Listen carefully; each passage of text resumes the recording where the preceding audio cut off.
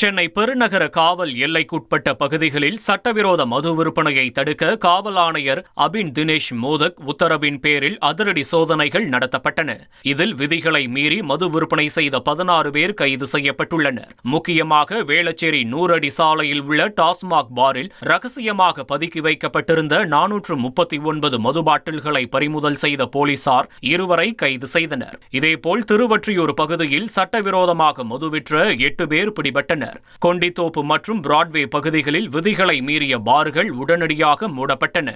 புதுவண்ணாரப்பேட்டையில் 20 மது பாட்டில்கள் பறிமுதல் செய்யப்பட்ட நிலையில் நுங்கம்பாக்கத்தில் அனுமதிக்கப்பட்ட நேரத்தை தாண்டியும் இயங்கிய தனியார் பார் மீது வழக்கு பதிவு செய்யப்பட்டுள்ளது.